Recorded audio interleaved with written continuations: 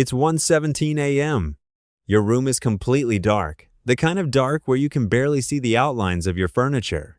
The world outside is silent. No cars, no voices, no movement.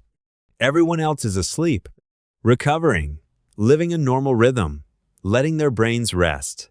But you're still awake. Your eyes are half open, dry, tired. But you're not stopping, because the only thing lighting up the room is your phone. That cold, artificial glow reflecting off your face, making your eyes look emptier than they should. You shift in your bed, trying to get comfortable. You already know what time it is. You already know you should sleep. But instead, you whisper something you've said so many times, it doesn't even feel like a decision anymore. Just one more video, then I'll sleep. You believe it. Or maybe you just want to. And right here, in this exact moment, something happens. Not loud, not dramatic, no explosion, no warning. Just a tiny shift inside your brain. A small signal. A reinforcement. A pattern being written. Your brain learns something. Something simple. Something dangerous. This helps. Welcome to addiction. At the beginning, it never feels like a problem. It feels like a solution.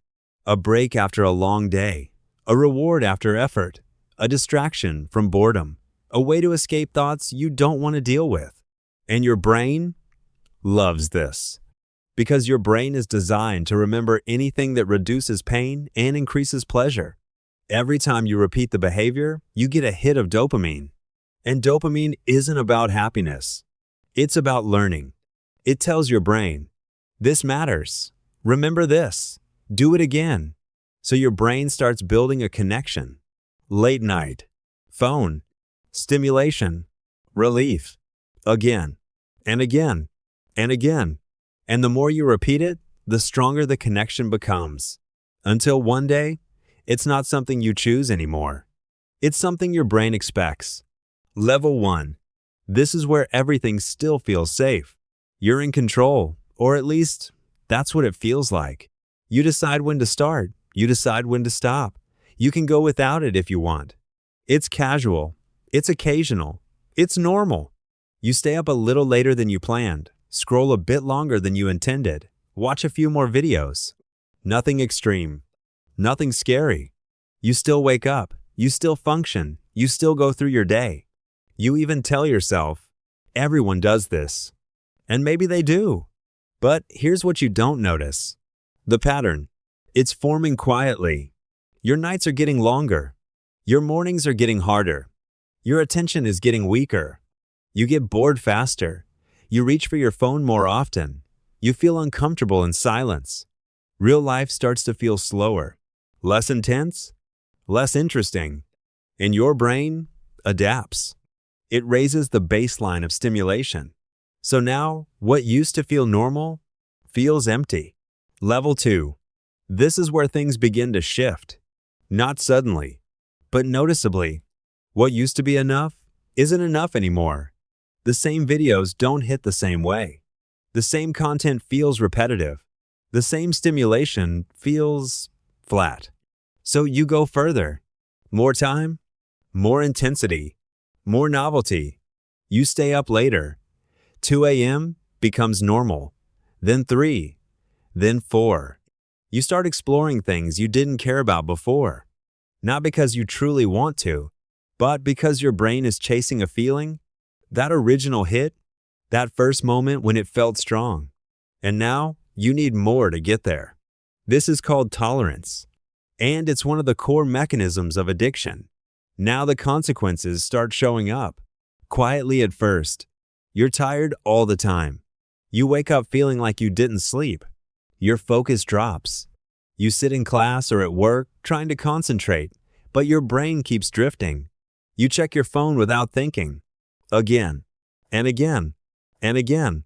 Your attention becomes fragmented, short, restless, and something else changes. You feel disconnected from people, from conversations, from real life.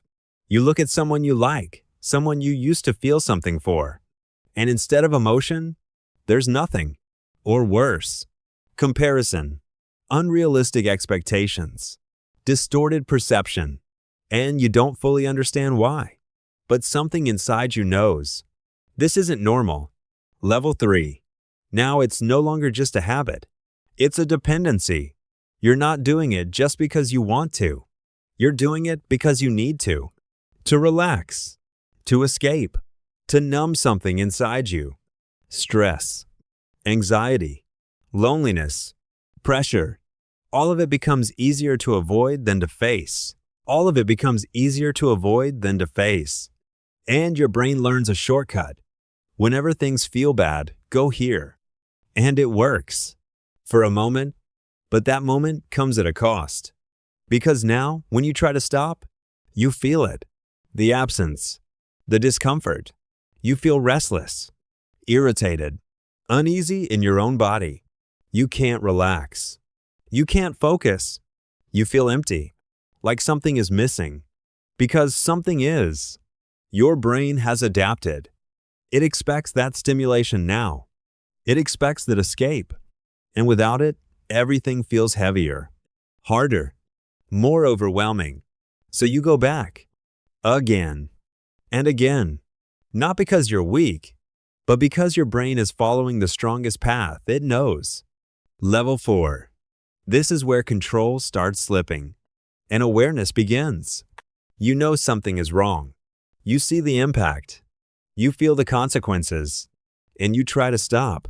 You make promises. I'll stop tonight. This is the last time. I've got it under control. And you mean it. You really mean it. But then night comes. You're alone again. The same environment. The same triggers.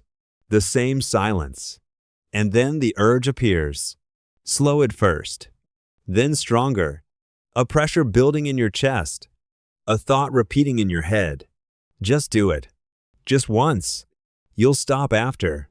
And suddenly, your promises feel weaker than the urge. You give in. And the moment you do, relief. But also, disappointment. Because you know you just broke your own word. Again. This is where shame enters. You start hiding it, clearing history, locking your phone, making sure no one sees. You become more secretive, more isolated. Not because you want to lie, but because you don't want anyone to see this version of you, and your life starts shifting. You lose motivation. You stop caring about things you used to care about. Your goals feel distant. Your energy is gone. You start avoiding people, not intentionally, but because everything else feels harder than the escape. Level 5. This is the point where everything changes. You're not doing it for pleasure anymore. You're doing it to avoid pain, to silence anxiety, to escape emptiness, to stop thinking. And this is what addiction really is. Not chasing pleasure, but running from discomfort. You feel stuck, like you're watching your own life from the outside. You want to change. You really do. But every time you try, you fall back into the same cycle. And that creates something deeper. Frustration, self-doubt, self-hatred. You look at yourself and think, how did I become this person?